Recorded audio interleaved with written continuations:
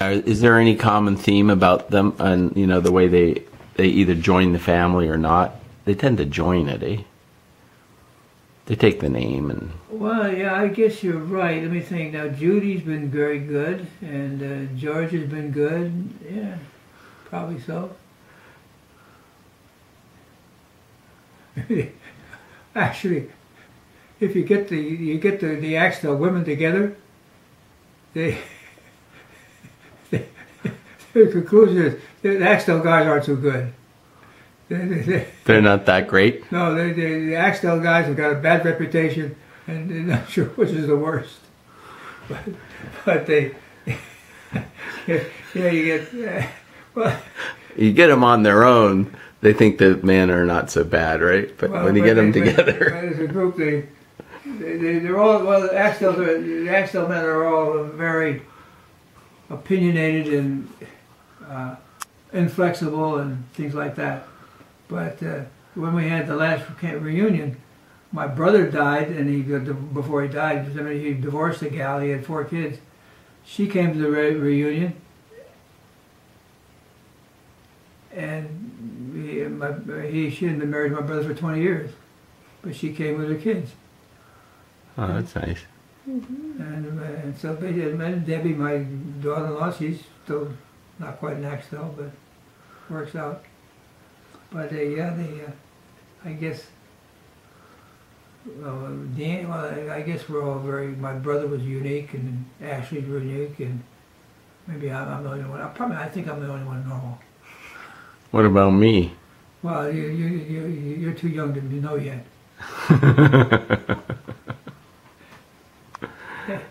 Yeah, you're not totally weird, but actually, it was.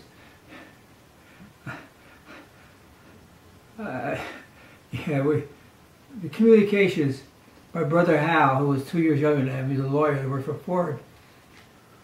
He wasn't a conversationalist. He's a neat guy, worked hard, very successful, had wonderful kids, they loved him. And I remember we had a family reunion. When I go to California, the kids would all get together with dinner. They eight kids, 4 kids and their spouses. And I remember Reed, the oldest, the one married to the oldest girl, executive with one of the computer companies, said, "Well, you know, we think Hal likes us, but we're not sure, because he would never say anything complimentary. He would never. He'd cry to see how it was with his daughters, who loved him very much, and he wouldn't give them one bit of. He loved them dearly, would do anything for them, was very proud of them, but would never say anything nice. Probably never said I love you to any of them. Really, really sad. But that's what he was. He was a hard ass in some respects. We would go, because I'm more gregarious than some people, I guess. But I remember I went on a ski trip with him one day. We were in the Tahoe. There wasn't any snow, so I said, "Let's go to Colorado." So we get my old station wagon, and I experiment. I talk along, blah blah blah blah, and then I was quiet. I said, "Well, I won't say anything for an hour." There wouldn't be a word said. He never asked me one question about my family or what I did or I thought for days and a half. And it was just incredible. But he must have been a good negotiator. But yeah, it was. We would go out, and if I decided, well, I won't talk. I won't say any word for 2 hours. Be silent, so I could turn the radio off. So he did the same thing with his kids. But they really cared for him. He cared for them, but boy, he sure hit it. And Danny was much warmer. But he's very warm. Very better than that. And Ashley was. I never knew Ashley very well. He didn't talk. Still doesn't. Oh, so some of you became talkers, like yourself. Well, I guess I always talked. Got into sales. Right. Right. Oh. Well, I guess I don't know why I have an opinion, whether you agree with it or not, and I have observations about life and history and economy and so forth. And I comment about it, ask questions about my wife. My wife was probably not too much like me in some respects, but I think about it. how old do you think that person is? How old's that house? What do you think? And she's probably, I'll give you my opinion on almost anything, what my guess is, or what I recall, or what I think.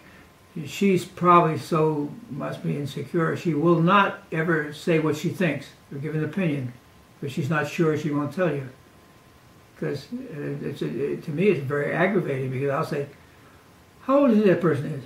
Well, you know, they're somewhere between 58 and 70. But what's your guess? But she won't guess. You understand that? Mm-hmm. Huh? You understand that? I don't understand it. I'll give you. Why she does that? I'll give you opinion. I'll give you an opinion on anything. Yeah, you'll give it. Yeah. It's all different. Because some people are more opinionated than others.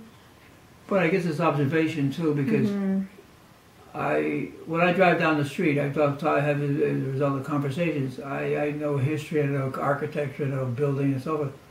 Subconsciously, every car I see or every building I see, I know about how old it is, what it's made from, and what it probably does, what it was built for, what the factory's for. I don't think about it consciously, but other people don't see any of these things. And my brother Hal described this thing once. He said some people are much more limited than others. As far as he said, for example, he said they've done studies. Have a meeting, 4 guys. They're sitting in a meeting in the back of the room. There's some workmen doing something, maybe sheetrock or plumbing or whatever. And after the meeting, they'll get the 4 guys and they'll say, "Did you see anybody else in the room?" And they all say, "Yeah, we saw some people over there."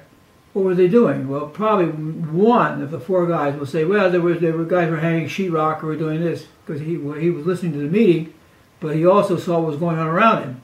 The other ones didn't have that mental ability. They saw it, but they didn't mean anything to them. Weren't curious enough for whatever reason. He said that's just the statistical fact that some people learn a lot more by just being present and seeing something.